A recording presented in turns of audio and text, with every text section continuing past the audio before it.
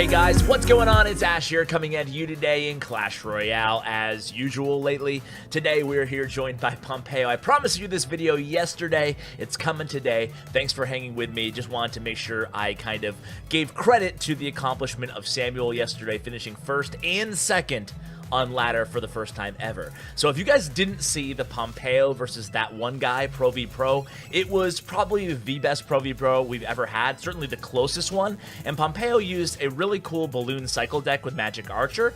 That's not his favorite ladder deck, but rather for tournament level standard. If you guys want to check that one out, you sure can in that video, but this is the deck that he uses with Inferno Dragon instead of the Magic Archer for ladder, and it's great because the Inferno Dragon obviously does a good job combating the difficult matchups, the Golem matchups, the Giant matchups. We're going to be watching three of the most difficult matchups today. We're going to be watching Three Musketeers for this deck. You know, really tough to navigate past Three Musketeers when you're playing a balloon cycle deck. Also, we're going to cover a big, heavy beatdown Golem Double Prince deck with the NATO, I believe, and we'll be definitely covering bait with the Valkyrie, Tornado, and Rocket. Like, how are you going to get by a Tornado and a Rocket? Well, Pompeo somehow makes it happen. So what we're going to try to do, as we always try to do here in CWA, is try to pay attention to like kind of the habits and pick apart the little decision making that Pompeo makes throughout these matches that makes him such a great player. Hopefully you guys can apply it to your game and have success with it. So here we go, guys. Pompeo on the top, we have Olds on the bottom. Shout out to Olds,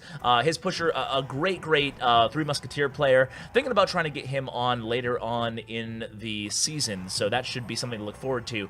Either way, you can see Pompeo is definitely going to make sure he saves the miner here for the pump every time. That time he laid down a predictive fireball with the miner. Great play. It's something that you don't want to do every time with this deck if you're going against a Three Musketeer player or even against a Golem player. You're definitely not going to send in the miner fireball every time, but it's really good to do early on. That way it kind of does two things, right? Number one is it takes out the pump and whatever supporting, you know, protection unit they play to try to protect it. It also makes them a little bit leery to use their Goblin Gang or anything that can be destroyed by Fireball later on in the match. So you can kind of get them a little bit uncomfortable, which is great, right? So here we go. We have a giant split in the center. This time we have a Miner and Fireball going down on the left. And the beautiful thing about this deck that we haven't discussed yet that Pompeo is playing is it has a certain element of a zap bait to it, obviously. Well, a big element, right? It has bats, has Spear Goblins, and it also has the Inferno Dragon.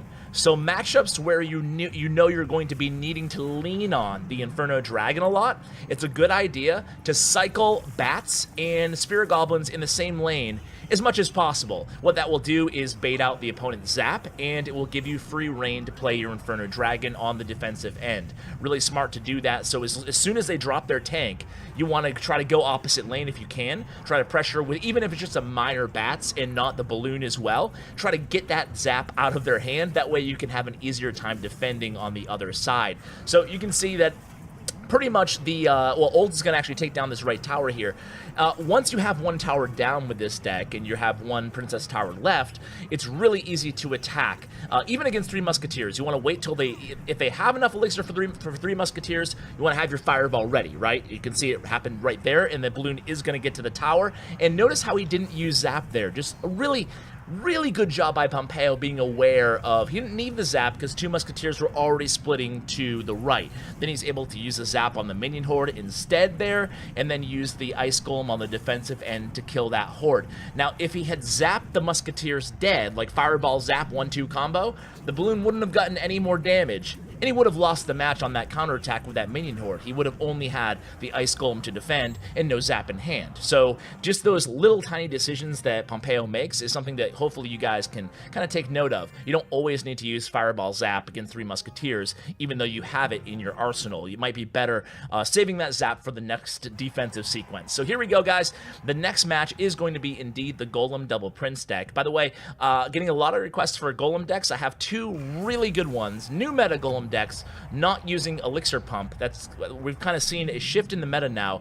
Why do you need Elixir Pump when you can run Rocket? It has more versatility and it trades 6 for 6 even on the pump. So we're seeing a lot of Golem Rocket now. 2 of those decks coming tomorrow. Anyway, this is the older school Golem deck, which is one of my faves, really, being played by somebody from North Rebellion at the top. And you can see that one thing right out the gate here, guys, if you want to rewind, I might have just kind of talked over it, but in the beginning, no matter what the matchup is, we just so happen to go against 2 decks here in the first 2 replays that have pumps, but you want to be ready, right? And one thing that I noticed Pompeo does as his first play, sometimes even before the opponent makes a play, he'll cycle his first Ice Golem in front of the King Tower, not in back. That way, if he needs to pressure, like if he plays an Ice Golem and the opponent pumps at the same time, for example, he'll go ahead and he'll attack, and he'll be ready to attack with that Ice Golem in perfect position. Now look at this defense, guys. This is crazy defense here, and you want to really try to emulate this yourselves. So a big Golem coming down, big Golem push, excuse me, coming down the right lane. All Pompeo did to defend was play that Inferno Dragon right on the Golem near the Princess Tower. He used the Dark Prince to kind of kite the supporting troops away, and then he played Spear Goblins on the other side of the Dark Prince, and then he was ready to drop his Ice Golem once the Dark Prince looked like he was dying. And that bought enough time for the Inferno Dragon to bleed through that Golem and do some work. So here the Prince is going to get 1 stab. There is boom on that right tower, and things are still looking pretty good here, right? I mean, granted, the opponent does have the elixir, or the big advantage, excuse me, in this matchup, as we go into double elixir time. So we want to make sure we can get as much damage as possible right now. Now here we go. We bait out the zap of the opponent there, which is great, and we take that tower down to below 2,000 HP, 1723. Unfortunately, for Pompeo, the opponent actually does a good job anticipating that miner and protects the pump. So this is going to be a crucial push. Let's see how Pompeo defends against this Golem coming in the right lane. Well, the first thing you're going to do here, is take full advantage of the balloon death damage. It's going to take about 50% HP off of that mega minion and about 1/3 HP off the baby dragon. That sets him up to use a fireball in just a moment here, and he just used the fireball, excuse me. And what he's trying to do right now is cycle back to another fireball. So basically, just perfect placement on all these troops, using the Ice Golem again to buy more time for him to kill the Golem. Now that the Golem is dead, he can cycle back to another fireball, and look at that. All that, and still at 400 HP left on his right tower. He's going to sneak in some Spirit Goblins here on the left to take that tower down. However, it would have fallen to a fireball either way, so really good match there, and it's just a beautiful example of how to defend against a tricky Golem matchup. I mean, those decks can be really lethal, especially in double elixir time, especially when you're running a faster cycle deck such as Pompeo. So anyway, let's go into this matchup here. What about this? Like, how in the hell is Pompeo going to beat this guy? He has NATO and Rocket. I mean, for those of you who don't play Balloon a lot, if you're going against NATO, it's difficult. If you're going against NATO and Rocket, it's almost impossible. But Pompeo's somehow, some way, going to make it happen here. So you'll notice again in this matchup, starting play was the Ice Golem in front of the King Tower, just being ready to attack if he needs to. If not, you can let the Ice Golem go to waste, and you'll still won't be too far down, right? So the opponent here strikes first, getting over 1,000 damage on Pompeo's right tower. Pompeo's going to be using the Inferno Dragon. Obviously, there's no big tank to kill. There's the Valkyrie, but we're not going to call her a big tank, right? So with this matchup, what we're going to do is kind of cycle the Inferno Dragon, keep him on the board. We don't want to take him out of the game, so to speak.